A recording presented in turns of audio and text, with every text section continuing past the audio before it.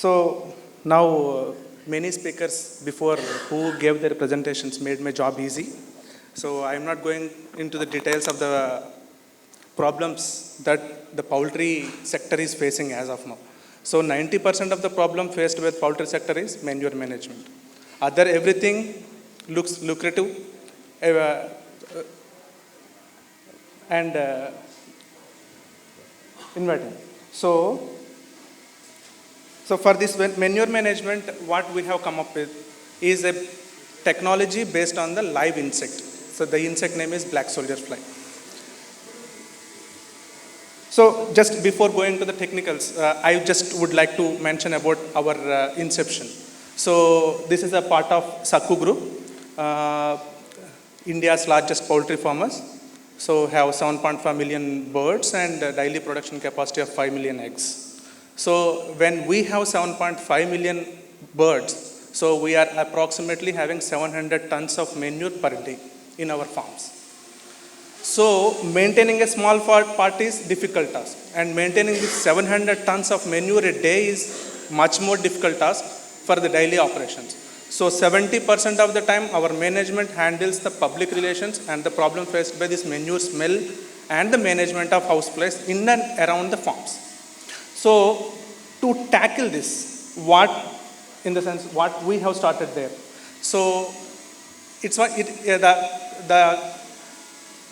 the brains behind this technology is an amalgamation of biotechnology, entomology, and agricultural background people, mainly from the who are having insight in the poultry. So this is a special purpose vehicle formed from Sakku Group, and the vision is to develop an eco-friendly and carbon-negative technologies for organic waste management. We did not stuck only to the chicken manure, any organic waste management. So I don't want to go into the details. So how appealing is poultry sector and what are the problems? So major thing that we are focused is the manure management from the poultry farm. So we know why the management of poultry is very much important for the poultry farm. So because of the greenhouse gases, odors, flies, and everything. So for this one to tackle, we came up with a technology using the black soldier fly. So we know the houseflies are creating the menace. Why? Because houseflies are responsible for vector-borne diseases, wherein the diseases from one person or one area to be transmitted to the other areas. Whereas this black soldier fly is also as similar as housefly in a different niche.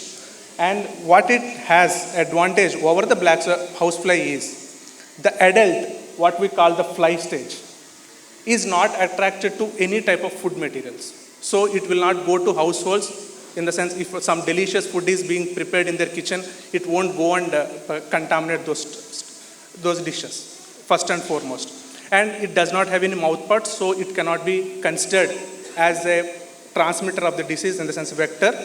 And the larvae part, whatever we call it as a workhorse for the total technology here, so is a natural detritivore, in the sense you will be finding in the natural decomposition pits, organic waste, wherever in our backyard farms, everywhere. What we did is, we have utilized this natural solution and we have upscaled it to the level that it can be implemented at an industrial scale with our in-house developed breeding technologies and its methodologies followed. So what it does, the larvae, which we consider as a workhorse of the total technology, so will be fed on the organic content or the nutritional content of the manure, and will be whatever the nutritional content that is there in the organic matter will be converted into its body mass. It gains the body weight, so body mass is increased. So the waste nutrients and the waste content is transferred to the, it will be converted into a protein-rich insect molecules, insect larvae. So leftover, after the consumption of nutrients, the leftover is the mineral, micronutrient and macronutrient-rich compost to be used as a soil amendment.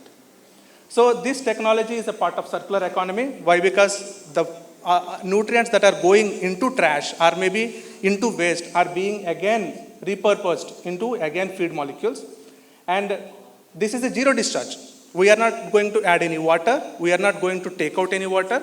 Just we are feeding whatever as such. Whatever the manure came from the poultry or the organic waste, we are just feeding it to the larvae with minimum moisture. We are not going to feed the dry litter as such. With minimum moisture, we are going to feed.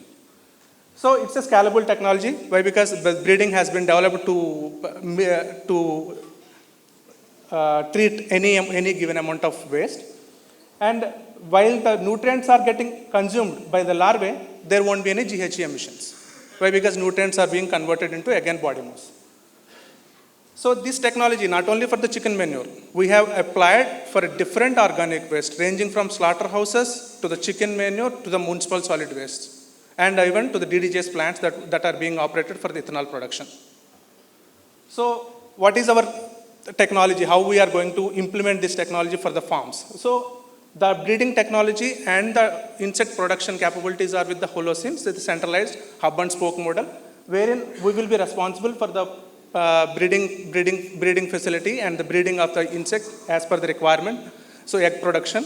So the larvae which were hatched from the eggs of the fly will be supplied to the poultry farms. So it's in the sense with an interval of around 20 days, 30 days, depending on the farm condition and the farm density, we will apply the insect to the manure directly, and the leftover is left to the insect to process it. So the composted manure that what got generated works as an excellent organic input for the crops, and it's a soil amendment. So these are the sheds that we have deployed. These are, in the sense, this is the open shed that is being treated with the black soldier fly. You will not see any humps. You will not see unconsumed material. You will not see bad odors, or something like you will not see any housefly population over there, housefly larva growing in the manure. And this is the open shed model that suits for the environmentally controlled sheds, wherein the everyday manure will be sent out and cleared, or maybe once in 2 days. So the manure that was collected will be again processed in dedicated areas. So this one, around for 1 acre per day, we process around 25 tons. So depending on the output, the land is the only investment over there.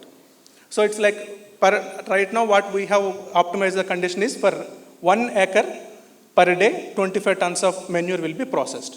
Can you place the video?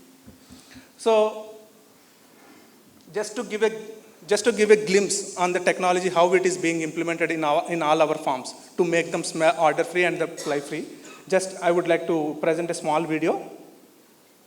So what are the technology benefits? That in the sense technology advancements are achievements that we got it from the last 4 years of implementation and the continuous development of the technology. So around the year egg production, with our in-house developed breeding technologies, we could able to produce the egg as per the requirement. And right now we are maintaining around 9 million birds in total AP, Telangana. It's a very small part when it comes to the total 400 million that is present in India. But we are serving a small fraction of the total population. And most of the time, the farmers who come to us for the subscription are the ones who are having their farms just besides the road or maybe in the populated areas. So that once they apply it, so they don't need to do regularly or daily maintenance of it. So once in a month, they have to do the maintenance. So they are the first ones who come to us. And in the process, there is no leachate observed. There is no leachate generated itself.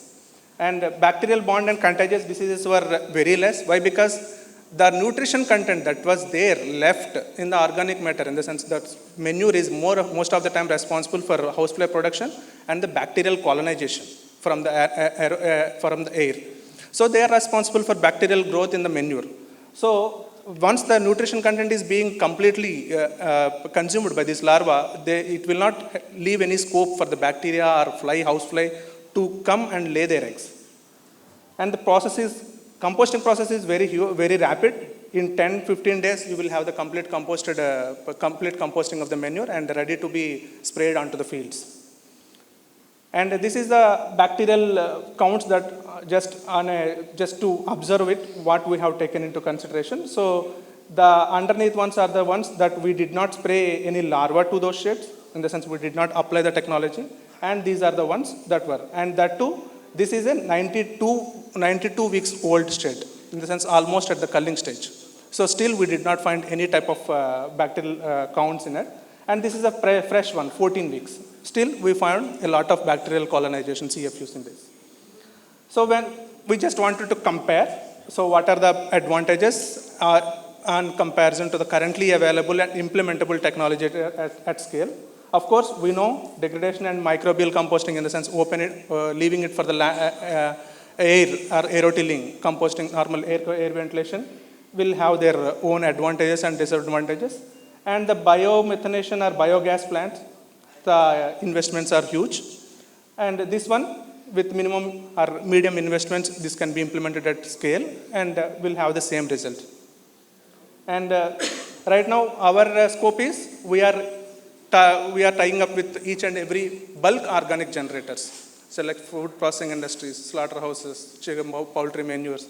And we are also doing the municipal solid waste for the whole city of Mangalore, and we are expanding it to the other cities also.